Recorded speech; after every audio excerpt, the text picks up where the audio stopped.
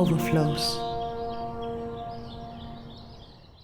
Love making, the way to interact at energy level.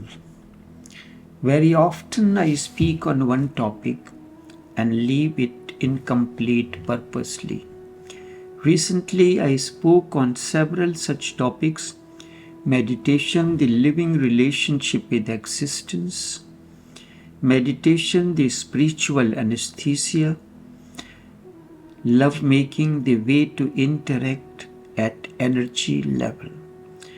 I spoke on such topics to stir interest in you. This helps me to know how sincere you are for transformation. Are you a casual listener or a sincere one? Those who are sincere, work begins at a deeper level with them. People get bored with their spouses no sooner than they began interaction. They do not know the reason for this. Interaction between spouses usually happen at physical level only. It is easy to connect to bodies. The interaction does not transcend the body level to reach the emotional plane. The interaction usually begins because of physical needs. Once you know how to interact at the energy level, your interaction reaches the soul level and the couple becomes soul mate. What calamity has fallen that prevents the blossoming of consciousness?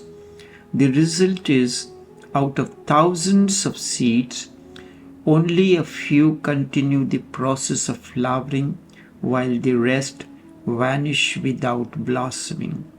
Such is not any pleasant situation. Every seed comes with a potentiality and built-in program to grow. If you look at the entire history of mankind, you can count only a few who are remembered afterwards, and the remaining majority dies without manifesting light. Such cannot be called life. Life comes to grow and blossom into light. And that which bridges the two, life and light, is love.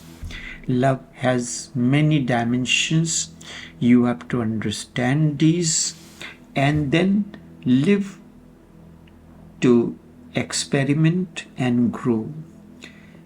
Whatever one can be in life, where one wants to reach or one is born to achieve in life, it is missed for various reasons. Sometimes in life of a rare one, the flower of awakening blossoms while rest of the humanity misses such blossoming. No fragrance or beauty of truth is found in life. I am reminded of a beggar who was once an emperor, and now he was living in a small hut outside the kingdom as a beggar. The hut was on the way to the kingdom, nearly 4 miles outside the kingdom. He used to quarrel with passers-by or anyone passing by. It was a busy area. Whenever any traveler would ask him the way to the city, he would give them the wrong direction. As a result, instead of reaching the city, they will reach the cremation ground. Trusting that person, the travelers will reach the burial ground where only graves were around. Angry, they would return and quarrel with the man. Thus argument will begin. Such was the usual daily practice. At this, the beggar, like a mystic, would laugh and say, "You asked the way to the city, and I told you the way to the city, but you never asked what is my definition of city and cremation place." At this, the beggar, like a mystic, would laugh and say, "You asked the way to the city, and I told you the way to the city, but you never asked what is my definition of city and cremation ground." So too, you ask questions, and when I respond, you do not know what is my definition of this particular thing or the subject that I am speaking of. The mystic would say, "I call the cremation ground city. In your so-called city, no one can live permanently. People come to live for some time, and then they have to leave the place to go elsewhere. Every day someone or the other dies there. Death comes and takes the person away from the city. The one you call city is indeed the cremation ground, where one comes to live for a certain time and then has to leave. All those who live in the city are really waiting for death to come one day.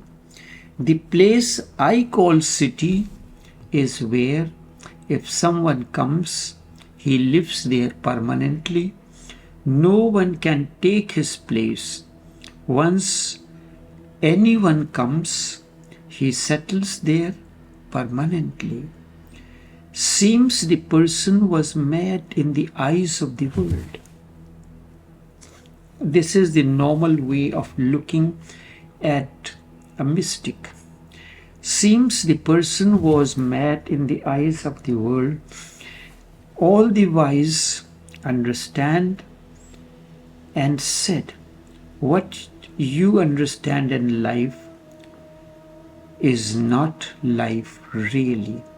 Man has a wrong understanding of life and living. When the beginning is wrong, the end is also bound to remain wrong. Everything around you is dark and full of ignorance. When such is understanding, then what is life really?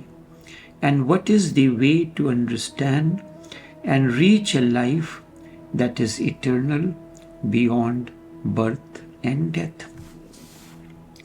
Remember, secret of life lies in living in the present moment rather than dwelling in the past or worrying about the future. Remember, the secret of life lies in living in the present moment rather than dwelling in the past or worrying about the future, and realizing one's true potential. Secret lies in embracing joy and spontaneity and dropping the need to become something else. Remember, the ultimate goal is self-realization, understanding one's true nature and potential. To be rather than constantly striving to become something else. You have to learn to choose happiness under all circumstances and situations. Be spontaneous and thus live to the fullest. Be spontaneous and thus live to the fullest. Never forget life is purposeless, and all pursuits of external goals can lead to unhappiness and dissatisfaction. Live life meditatively as a tool for self-discovery. And meditation is like having a living relationship. You are in a living relationship with existence. Live life meditatively as a tool for self-discovery and realizing one's true nature.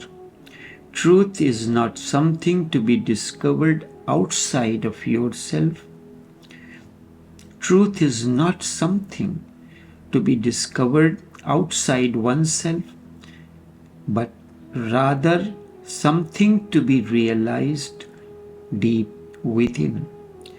An organized religion is a source of division rather than a means to true spiritual awakening or enlightenment. An organized religion is a source of division that divides rather than a means to true awakening or enlightenment.